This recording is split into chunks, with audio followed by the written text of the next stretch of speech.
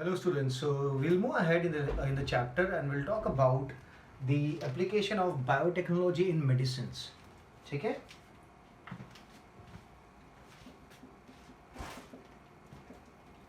Application of biotechnology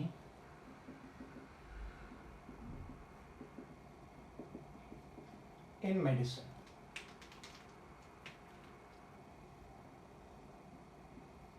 Okay, so now in the medicines we'll talk about the therapeutic drugs.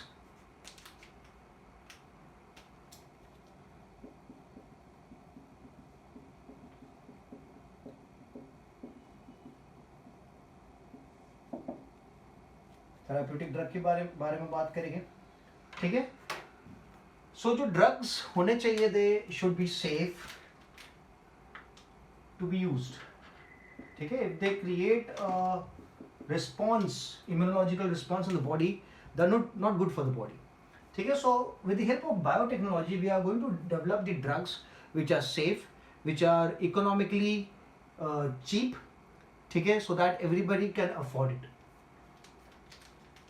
So we have 30 therapeutic drugs available, out of which 12 are used in India. Out of the 30 therapeutic drugs, 12 are being used in India. Okay? So let's talk about one of the drug which is used for the treatment of diabetes. आपको पता होगा कि जो insulin है कि जो deficiency है, insulin की डेफिशिएंसी क्या कॉज करती है? It causes diabetes mellitus.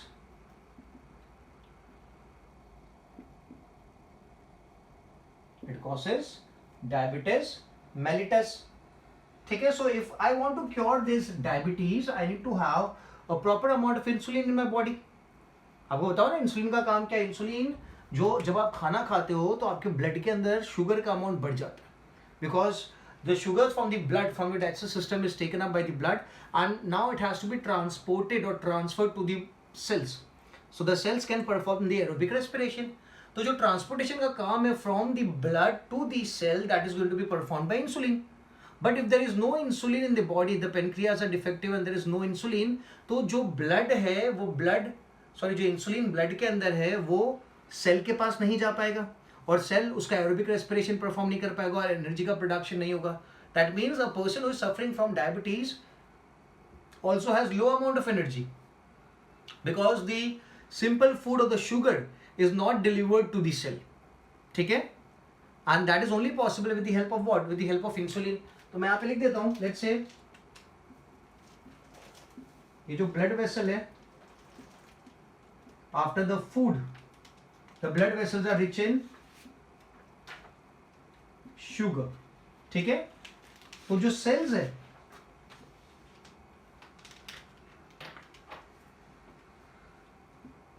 एक और काम क्या होगा ब्लड वेसल का? ब्लड का क्या काम होगा कि जो शुगर है उसको डिलीवर करना कहां पे? सेल के पास.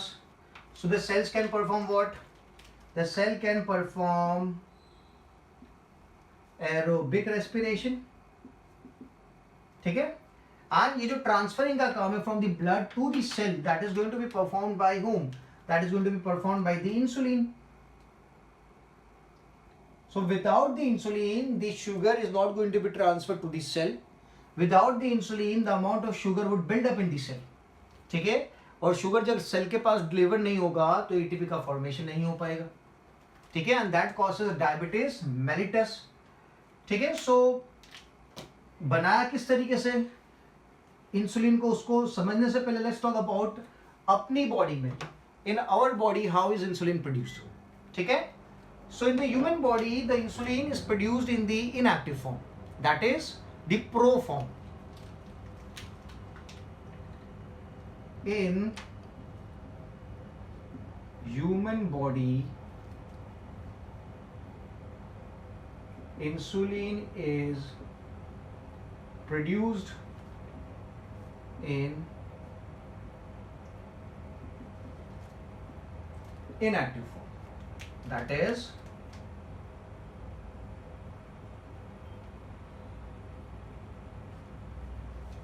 proinsulin. That is proinsulin. In human body, insulin is produced in the inactive form, that is known as the proinsulin. Okay, and this proinsulin consists of three chains of amino acids. It consists of A chain, 3 chain है. It consists of A chain, B chain and C chain. The A chain belonging to the proinsulin is made up of 21 amino acids. कितने amino acids है इसके पास? 21 amino acids है. जो B chain है, the B chain consists of 30 amino acids. And the C chain consists of the same number, that is 30 amino acids. ठीक है, तो जो प्रो इंसुलिन अपनी बॉडी में प्रोड्यूस हो रहा है ना, इनिशियली जब इंसुलिन प्रोड्यूस होगा वो इनएक्टिव फॉर्म में होता है, आपको याद रखना है. और इनएक्टिव फॉर्म में अपन क्या लगाते हैं? We use the term pro. So it is a pro insulin. So the pro insulin consist of 3 chains, 3 polypeptide chains, A chain, B chain and C chain. A chain के अंदर 21 amino acids है, B chain के अंदर 30 amino acids है and C chain के अंदर भी 30 amino acids है. ठीक है, जब ये प्रो इंसुलिन एक्टिव फॉर्म में कन्वर्ट होता है, okay, when the pro insulin is converted into active form, the C chain is deleted. The C chain is deleted means the active insulin only consists of 2 chains, that is A chain and B chain. And these 2 chains are bound or attached with the help of 3 disulfide linkages. ठीक है, तो मैं इसको रब करके लिखते हैं. Human insulin inactive. ठीक है,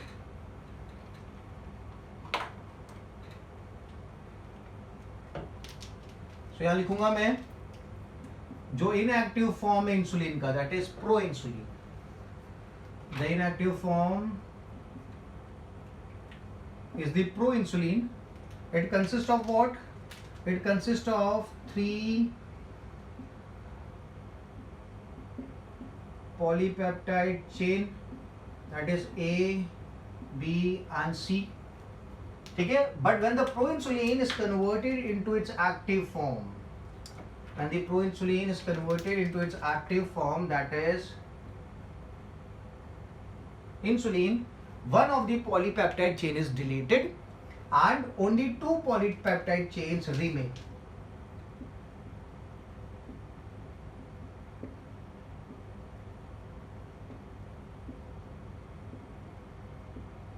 Two polypeptide chain are left and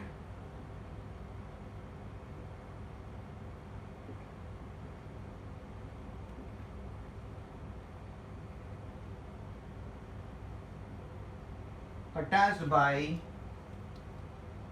3 disulfide linkages.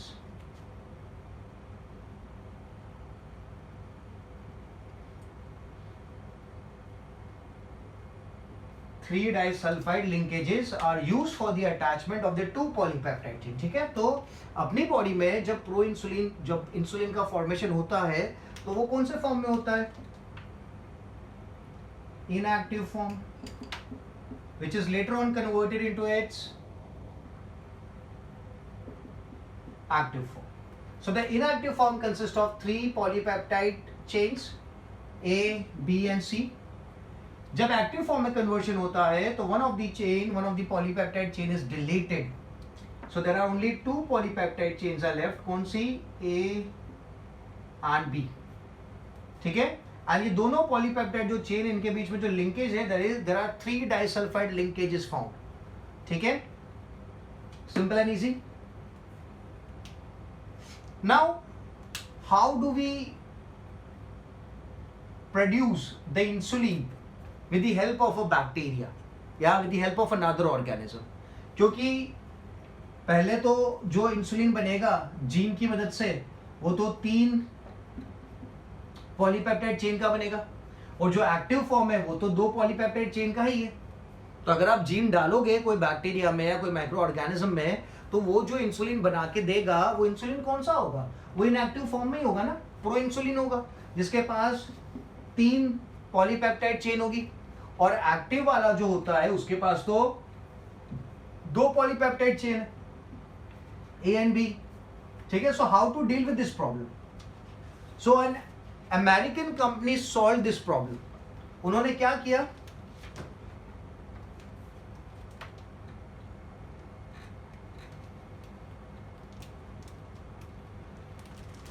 American company solved the problem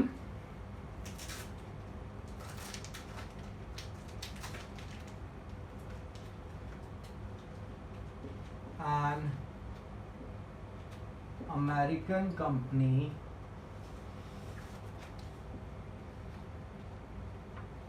solved the problem by isolating gene for A polypeptide chain, A नाम का जो पॉलीपेप्टाइड चेन था,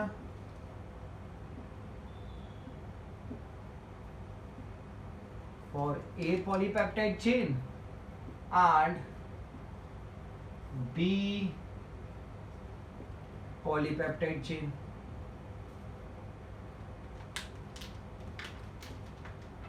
A polypeptide chain and B polypeptide chain जो था उसका जो gene था isolated by isolating the gene for A polypeptide chain, B polypeptide chain, total chain कितनी होती है 3। बट यहाँ पे इन्होंने क्या किया, ये जो अमेरिकन कंपनी थी उसने A पॉलीपेप्टाइड चेन का जीन और B पॉलीपेप्टाइड चेन का जीन ही आइसोलेट किया, ठीक है, and then transferred it to, इसको ट्रांसफर्ड कहां कर दिया, and transferred it to galactosidase gene. Galactosidase gene आपको पता होना चाहिए, लैकोपेरान जो आपने पढ़ा था उसमें गैलेक्टोसिडेज था, ठीक है, is transferred to the galactosidase gene, ठीक है, this is a part of lac operon, लिख देता हूं मैं यहां पे।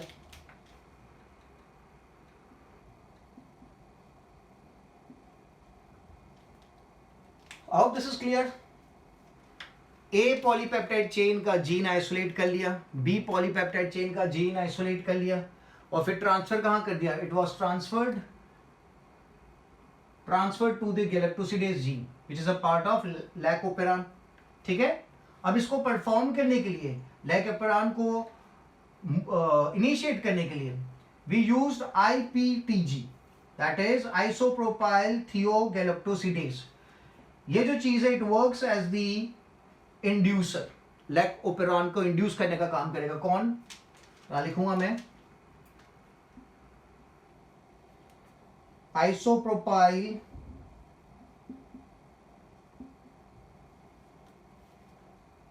थियोगैलेक्टोसिडेज,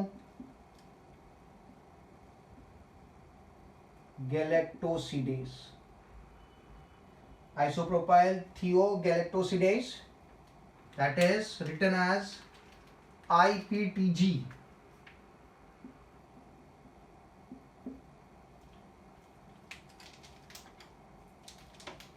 is used as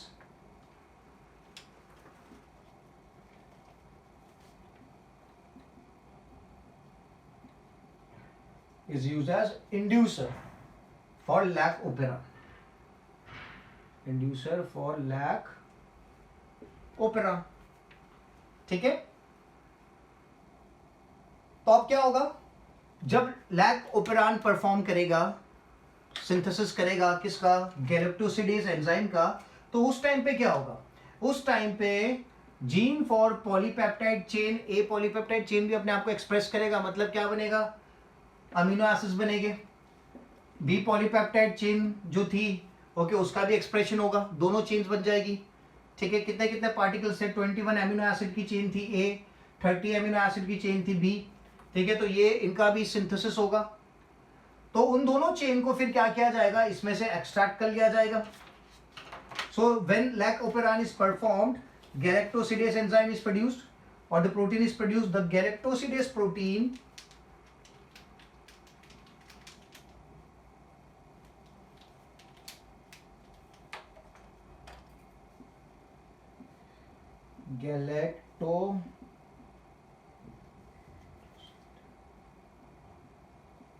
protein with polypeptide chain A, polypeptide chain A and polypeptide chain B is obtained when the lac operon is performed. आप क्या करेंगे, दोनों चेन को निकाल लेंगे, एक्सट्रैक्ट कर लेंगे and later on they are link together. दोनों चेन मिल गए ना, सी चेन बनाने की जरूरत ही नहीं थी क्योंकि सी चेन कहां पे प्रेजेंट थी, इनएक्टिव वाले फॉर्म में प्रेजेंट थी। तो अभी क्या हो गया, we have got galactoside protein के साथ साथ क्या मिल जाएगा, polypeptide chain A and polypeptide chain B is obtained. तो ये दोनों चेन को एक्सट्रैक्ट कर लिया जाएगा और एक्सट्रैक्ट करके क्या कर दिया जाएगा, लिंक कर दिया जाएगा। ठीक है, समझ में आ गया। तो यहाँ पे क्या किया है, जो जीन था which was making polypeptide chain A and polypeptide chain B, उनको एक्सट्रैक्ट कर लिया और फिर कहाँ पे डाल दिया, लैक ओपेरान में डाल दिया गैलेक्टोसिडेज के साथ। जब लैक ओपेरान परफॉर्म करेगा, इंड्यूसर यूज किया आपने to perform the process, that is isopropyl thiogalactosidase. तो इसके प्रेजेंस में क्या होगा, लैक ओपेरान काम करने लगेगा, परफॉर्म करेगा। तो जब वो गैलेक्टोसाइड प्रोटीन या गैलेक्टोसिडेज एंजाइम का फॉर्मेशन करेगा, तो उसी के साथ chain A and chain B का भी फॉर्मेशन करेगा।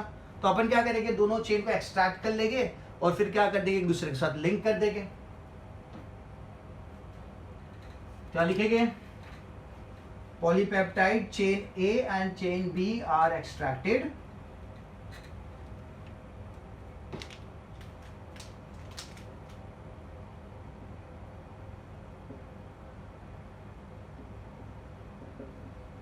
polypeptide chain A and chain B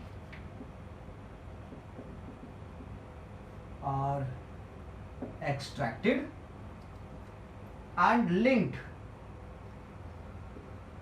to each other.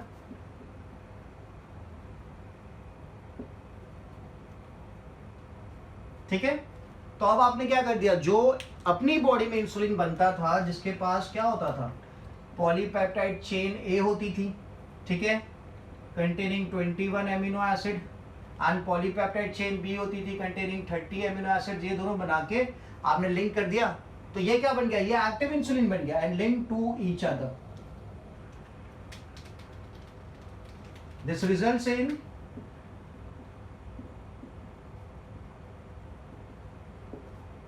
this results in active insulin. This results in active insulin, जिसे we have termed as humulin.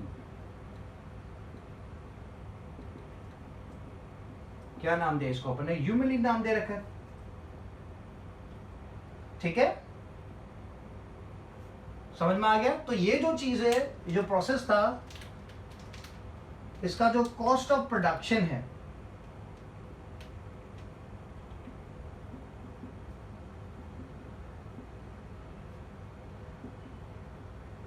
Is low, ठीक है, as well as the effectiveness is high. Effectiveness is high and it is safe. ठीक है, जो तीनों चीजें अपन को चाहिए कि जो कॉस्ट होना चाहिए वो कम होना चाहिए, इफेक्टिवनेस ज्यादा होनी चाहिए और सेफ होना चाहिए। Yes, in the humulin this all three components are present. Initially जब ये टेक्निक डेवलप नहीं हुई थी, उस टाइम पे डायबिटीज का ट्रीटमेंट कैसे किया जाता था, इंसुलिन कहां से एक्सट्रैक्ट किया जाता था, तो it was extracted from the dogs, from buffaloes and even from the pigs.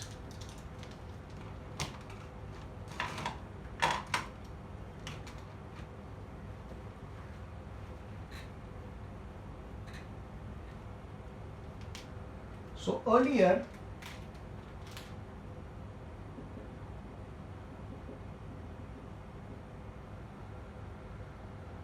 insulin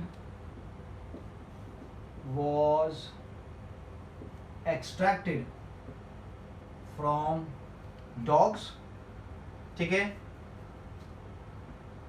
pancreas of dogs,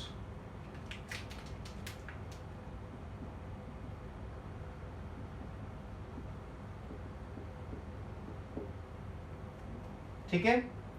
Then it was taken, bovine insulin available था,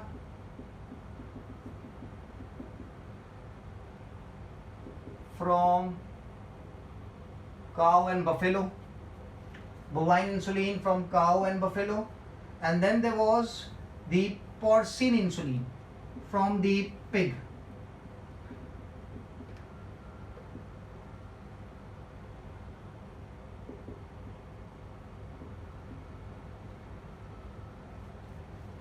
ठीक है. नाउ यहाँ पे जो कॉस्ट ऑफ प्रोडक्शन था काफी ज्यादा था, बिकॉज ये दूसरे एनिमल से आपको दूसरे एनिमल्स में बनवाना पड़ता था आपको, ठीक है. So the cost of production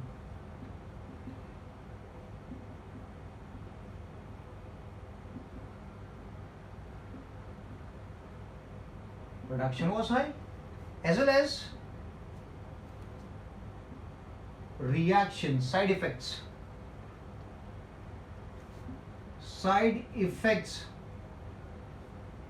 या फिर रिएक्शन काफी ज्यादा आते थे इन 3 केसेस में, कि अगर आप डॉग के पेनक्रियास से निकाल रहे हो इंसुलिन, अगर आप बोवाइन इंसुलिन यूज कर रहे हो फ्रॉम काउ एंड बफेलो, या फिर पोर्सिन इंसुलिन यूज कर रहे हो फ्रॉम द पिग, जो रिएक्शन था, जो साइड इफेक्ट्स थे वो काफी ज्यादा थे, और जो कॉस्ट ऑफ प्रोडक्शन था वो भी काफी ज्यादा था. सो इसीलिए we develop the technique, okay, जहां पे we started using the lac operon, ठीक है, दैट इज द बैक्टीरिया के अंदर, और आपने बैक्टीरिया की मदद से क्या किया, इंसुलिन का प्रोडक्शन कराया, ठीक है. So this is one of the methods through which we have produced medicine, that is insulin, diabetes को कंट्रोल करने में काम कर रहा है. फिर we have also developed human growth hormone. Human growth hormone का भी प्रोडक्शन किया है. तो यहाँ पे what do we use is we use human growth hormone का जो cDNA जीन है उसको यूज किया जाता है.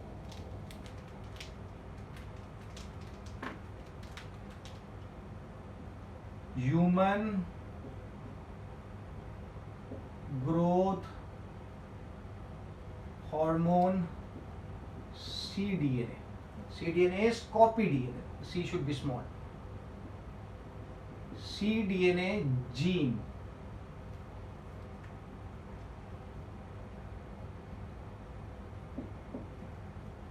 किसी की बॉडी में अगर ग्रोथ हार्मोन का प्रोडक्शन ठीक से नहीं हो रहा है तो artificially we have started synthesising the growth hormone. किस तरीके से? So the human growth hormone cDNA gene was isolated. फिर क्या किया, आइसोलेट करके it was inserted in the bacteria.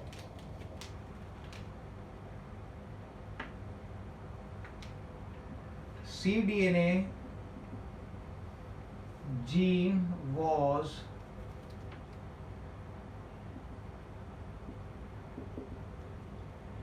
inserted in bacteria, ठीक है. But in the bacteria the cDNA gene failed to express.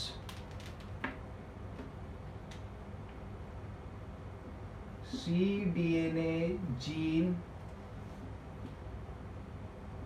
failed to express, वो अपने आप को एक्सप्रेस नहीं कर पाया, ठीक है. The cDNA gene was inserted in the bacteria but it was not able to express itself. तो अब क्या किया, तो cDNA जीन को कट कर दिया with the help of the restriction endonuclease. cDNA gene, copy DNA gene was cut with the help of restriction endonuclease. ठीक है, cDNA gene was cut with the help of restriction endonuclease. और यहां पे cut किस तरीके से लगा, यहां पे ध्यान देना, जो डीएनए का पार्ट था which was containing the starting 24 amino acids जो बनाता है ना, cDNA का पार्ट जो स्टार्टिंग की 24 एमिनो एसिड्स बनाता, उसी पार्ट को कट किया. ठीक है, तो मैं लिखूंगा cDNA gene was cut with the help of restriction endonuclease.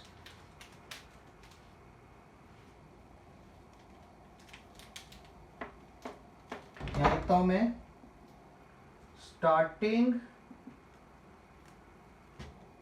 or the part of cDNA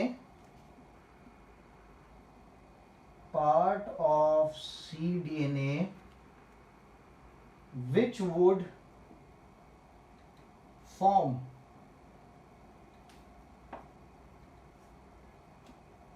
starting 24 amino acid was separated. Part of cDNA which would form the starting 24 amino acid was separated. ठीक है, जो starting का part था DNA का, cDNA का, जो starting की 24 amino acids बनाता ना, उसको सेपरेट कर दिया, उसको कट कर दिया रिस्ट्रिक्शन एंजाइम की मदद से. और फिर क्या किया, वहां पे सिंथेटिक डीएनए, उधर क्या लगा दिया अपन ने, सिंथेटिक डीएनए को ऐड कर दिया.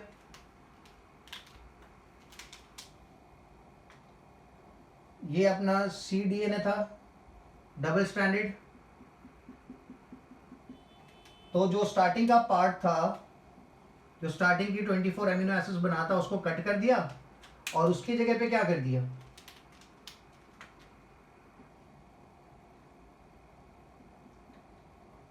उसकी जगह पे सिंथेटिक डीएनए लगा दिया.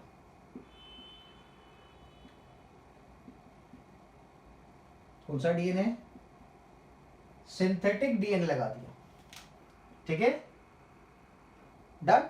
अब जब सिंथेटिक डीएनए प्लस दी cDNA जब साथ में ऐड किया बैक्टीरिया के अंदर, तो क्या हो गया, उसका एक्सप्रेशन हो गया.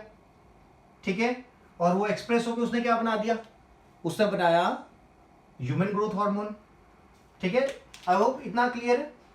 पहले आपने क्या किया, जो cDNA जीन है फॉर ग्रोथ हार्मोन, उसको आइसोलेट किया, उसको आपने डाला किसके अंदर, बैक्टीरिया के अंदर, बट वो बैक्टीरिया में एक्सप्रेस नहीं हो पाया. तो आपने क्या किया, जो डीएनए का स्टार्टिंग पार्ट था, जो स्टार्टिंग की 24 एमिनो एसिड्स बनाता था, उसको कट कर दिया with the help of restriction endonuclease, और कट करके उसी जगह पे क्या लगा दिया, सिंथेटिक डीएनए लगा दिया.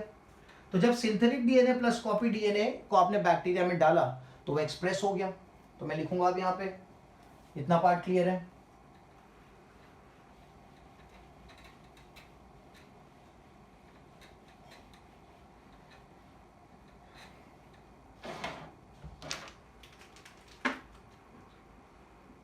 When synthetic DNA plus cDNA, जो कट हुआ था cDNA, were added to the bacteria,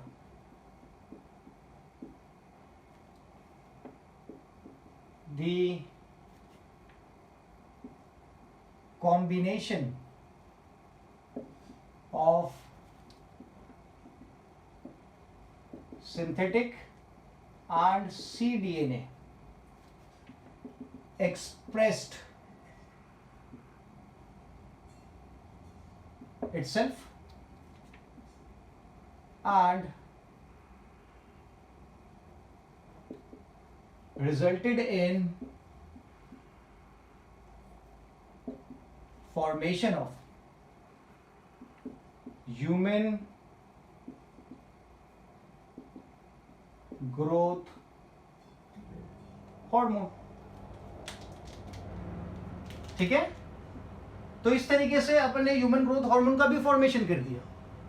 समझ में आ गया. तो आपने क्या लिया, जो सिंथेटिक डीएनए, जो आपने स्टार्टिंग में cDNA का थोड़ा पोर्शन कट कर दिया था, तो उसी जगह पे सिंथेटिक डीएनए ऐड कर दिया cDNA के साथ, और फिर the combination of synthetic and cDNA express itself and resulted in the formation of human growth hormone. ठीक है, सिंपल एंड इजी. नाउ ये तो दवाई की बात हो गई. अभी यहां पे we can also talk about the gene therapy.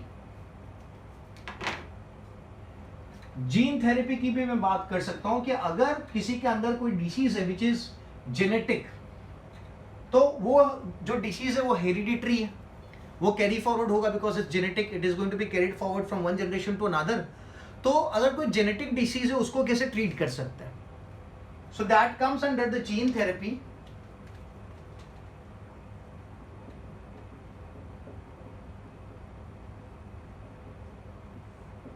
That comes under gene therapy. तो जो हेरिडेटरी डिसीज है, ठीक है, that is because of the defective gene. All the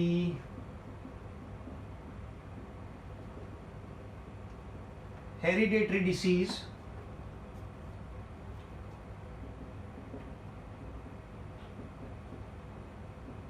are because of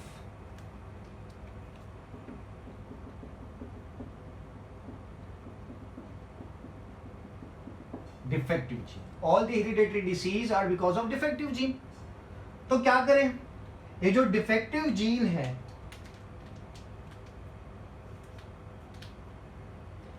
उस डिफेक्टिव जीन को क्या कर सकते हैं? आप चेंज कर सकते हो, आप उसको स्वैप कर सकते हो. अगर आपको ये डिसीज ठीक करनी है, you do not want this disease to be carried forward in the new generation, आप इस डिफेक्टिव जीन को क्या कर सकते हो? स्वैपिंग कर सकते हो. तो मैं यहां पे लिखूंगा swapping of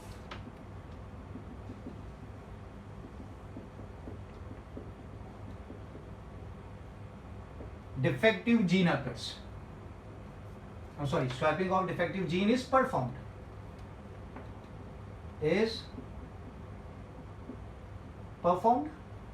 And it can be performed at two levels. It can be performed at the germ cell level.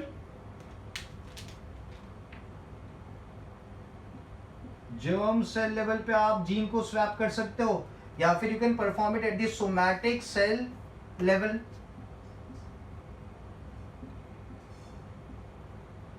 ठीक है, दो लेवल पे आप स्वैपिंग कर सकते हो.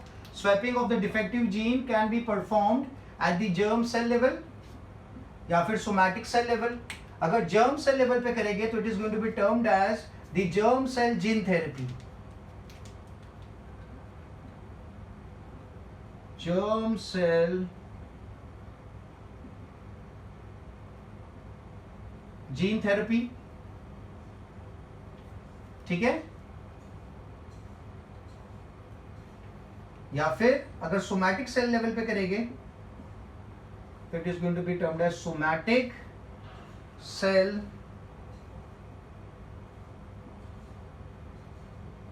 Gene therapy. ठीक है, और आपको एक और बात जो याद रखनी है कि ह्यूमंस के केस में कौन सी थेरेपी यूज में आती है? Germ cell gene therapy use में आती है, सोमैटिक सेल जीन थेरेपी आती है. तो in the case of humans अभी तक there is use of somatic cell gene therapy only. अभी तक there is use of somatic cell gene therapy only. germ cell gene therapy use में नहीं है. ठीक है, is it clear? so gene therapy में क्या करेंगे? जो भी डिफेक्टिव जीन है जो बीमारी कॉज कर रहा है उसको आप क्या कर सकते हो? उसको आप स्वैप कर सकते हो, उसको आप चेंज कर सकते हो. बट चेंज आप कब करोगे? So it can be done at the germ cell level और the somatic cell level. Germ cell level पे आप करोगे तो it is going to be termed as the germ cell gene therapy, और अगर आप सोमैटिक लेवल पे करोगे तो it is going to be termed as somatic cell gene therapy, and this is possible in the humans. ठीक है, तो एक डिसीज लेते हैं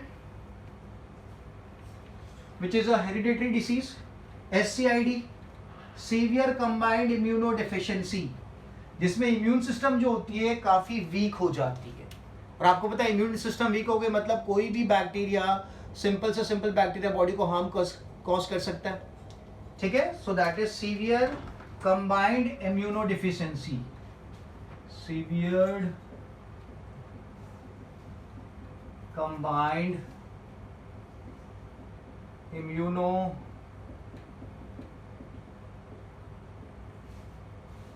डेफिशिएंसी, ठीक है, इट्स अ जेनेटिक डिसऑर्डर। और आपको ये पता होना चाहिए कि जो जेनेटिक डिसऑर्डर होते हैं that can not be cured with the help of medication, ठीक है, कोई भी जेनेटिक बीमारी उसको आप मेडिकेशन के थ्रू ठीक नहीं कर सकते हो, मे बी आप थोड़ा बहुत सप्रेस कर सकते हो बट ठीक कभी नहीं होगा, ठीक है। सो क्या करेगी इस केस में, अच्छा ये प्रॉब्लम क्यों कॉज हो रही है, why is this problem being caused? It is caused due to absence of enzyme adenosine deaminase. Defect is caused due to absence of enzyme adenosine deaminase. क्या नाम है एंजाइम का? एडिनोसाइन डीएमिनेज, एडीए, ठीक है। तो अगर एंजाइम एब्सेंट है इसका मतलब क्या चीज डिफेक्टिव है? The gene which is producing this enzyme is defective. So defect is caused due to the absence of enzyme adenosine deaminase, which means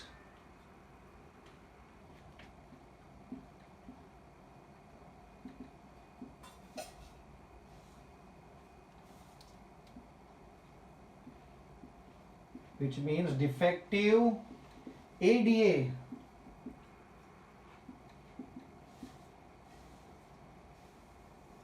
defective ADA gene is present, है ना, तभी तो यहां पे there is absence of enzyme adenosine deaminase because of which means defective ADA gene is present,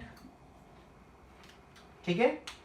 सो आप क्या करेंगे, आप इस जीन को स्वैप कर सकते हो, क्या कर सकते हैं, जीन को स्वैप कर सकते हो। तो अर्लियर क्या किया जाता, earlier bone marrow transplant was performed, ठीक है, या फिर एंजाइम थेरेपी, एंजाइम दिया जाता था अर्लियर केसेस में। Earlier bone marrow transplant which is a very costly process,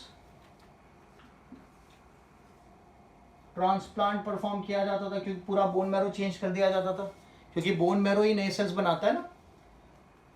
तो बोन मैरो ट्रांसप्लांट किया जाता था या फिर एंजाइम थेरेपी दी जाती थी, ठीक है। दो चीज अवेलेबल थी अर्लियर टाइम्स में, it was bone marrow transplant या फिर एंजाइम थेरेपी। ये दोनों प्रोसेस दे वर कॉस्टली और जो इफेक्टिवनेस था इनका काफी कम था। It was costly and effectiveness was लो, ठीक है। अर्लियर टाइम्स में अगर SCID या फिर कोई जेनेटिक रिलेटेड डिसीज ठीक करना हो तो क्या किया जाता था, बोन मैरो ट्रांसप्लांट या फिर एंजाइम थेरेपी दी जाती थी। मैं स्पेसिफिकली इसके बारे में बात कर रहा हूं। और ये दोनों जो टेक्निक्स थी ये काफी कॉस्टली थी और जो इनका इफेक्टिवनेस था वो काफी कम था। It was very costly and the effectiveness was very very low. तो फिर क्या डेवलप किया, how did we come to cure this disease? तो यहां पे in the year 1990 4-year-old girl who was suffering from SCID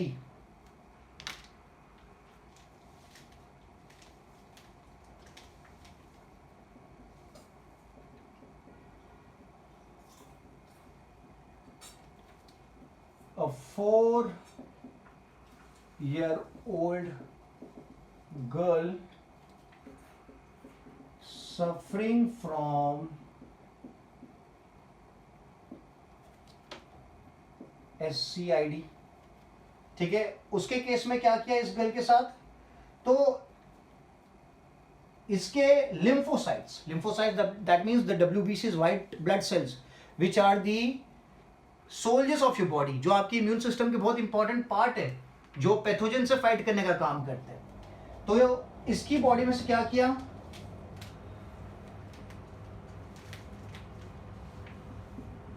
extracted lymphocytes from the bone marrow of the child. ठीक है, extracted lymphocytes from bone marrow of the girl, और फिर उन lymphocytes को क्या किया, उसके अंदर cDNA जीन फॉर ADA, जो ADA का cDNA gene, copy DNA gene was introduced in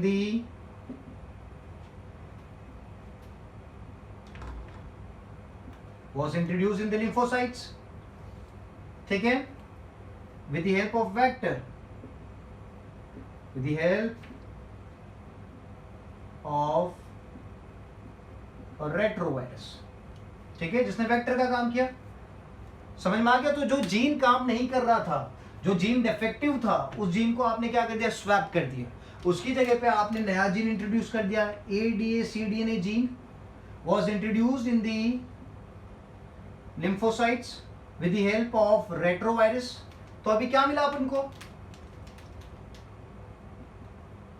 it resulted in the formation of transformed lymphocytes. तो मैं लिखूंगा transformed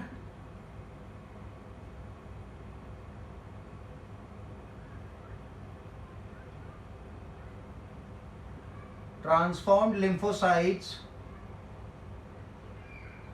were formed. This resulted in the formation of transformed lymphocytes. ठीक है, और फिर इन transformed lymphocytes का क्या किया, इनको कल्चर किया। क्या किया, the transferred lymphocytes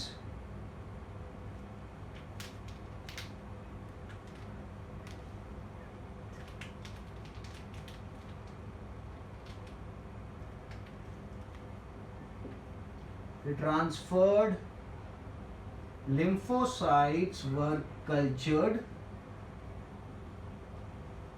to increase the number,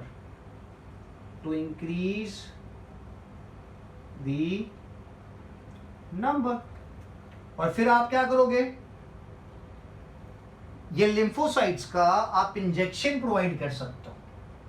so cultured, the T lymphocytes were cultured to increase the number. जब आपके पास इनफ अमाउंट ऑफ नंबर हो जाएगा तो आप क्या कर सकते हो, periodic injections are given, periodic injections are, या फिर were provided to the girl. ठीक है, तो पीरियोडिक इंजेक्शंस की वजह से क्या हो गया, ये ट्रांसफॉर्मेंट लिम्फोसाइट्स जाएंगे बॉडी के अंदर, और जाने के बाद क्या करेंगे, एंजाइम का प्रोडक्शन करेंगे, एडिनोसाइन डीएमिनेस एंजाइम का प्रोडक्शन करेंगे, और जिसकी वजह से जो इम्यून सिस्टम है वो फिर से क्या हो जाएगी, स्ट्रांग हो जाएगी। अगर धीरे धीरे से लिम्फोसाइट्स का जो लाइफ स्पैन होता है ना, WBC का लाइफ स्पैन वो कम होता है, तो जैसे कि इम्यून सिस्टम वापस वीक होने लगी, तो आप फिर से क्या कर सकते हो, आप फिर से आपने क्या करा, लिम्फोसाइट्स का नंबर तो बढ़ा दिया है, आपने लिम्फोसाइट्स को कल्चर तो कर ही दिया है। तो कल्चर कर दिया मतलब अब जब रिक्वायर्ड है आप क्या कर सकते हो, ये टी लिम्फोसाइट्स, ट्रांसफॉर्मेड लिम्फोसाइट्स की इंजेक्शन जो भी पेशेंट है ओके उसको आप सप्लाई कर सकते हो, और उसकी बॉडी में फिर से क्या हो जाएगी, इम्यूनिटी बूस्टअप हो जाएगी। ठीक है, so this were some of the techniques जहाँ पे we have you made use of biotechnology in the purpose of medicine. जैसे आपने इंसुलिन का प्रोडक्शन कर लिया, आई होप इंसुलिन आपको समझ में आ गया किस तरीके से आपने ग्रोथ हार्मोन का भी प्रोडक्शन करवा लिया। और यहाँ पे with the help of gene therapy आपने क्या किया, डिफेक्टिव जीन को स्वैप कर दिया, आपने डिफेक्टिव जीन को चेंज कर दिया और उसकी जगह आपने जो प्रॉपर जीन था, जो इफेक्टिव जीन था, उसको आपने इंसर्ट कर दिया डीएनए में। ठीक है, तो जो बंदा जेनेटिक डिसीज से सफर कर रहा है वो भी ठीक हो सकता है। अर्लियर केस में, जैसे कि फॉर एग्जांपल अगर स्टार्टिंग में इनिशियली पता लग जाता है that the person is going to suffer from SCID, तो आप क्या कर सकते हो, उसके जो स्टेम सेल्स थे उसके अंदर वाला चेंज कर सकते हो। तो अगर आपने स्टेम सेल्स के अंदर इस चीज को प्रोवाइड कर दिया तो फिर आपको पीरियोडिक इंजेक्शन देने की जरूरत नहीं पड़ेगी, क्योंकि स्टेम सेल में एक बार आ गया आपका ADA-cDNA जीन, तो क्या होगा, फिर तो आपका एंजाइम बनता ही रहेगा।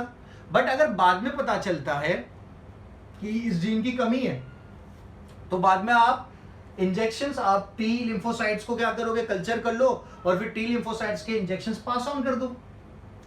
ठीक है, so this was about the techniques of biotechnology for the medicine purpose. ठीक है, so I will keep this much for the lecture. In the next lecture we'll move ahead and will talk about the new details regarding the chapter. ठीक है, thank you so much.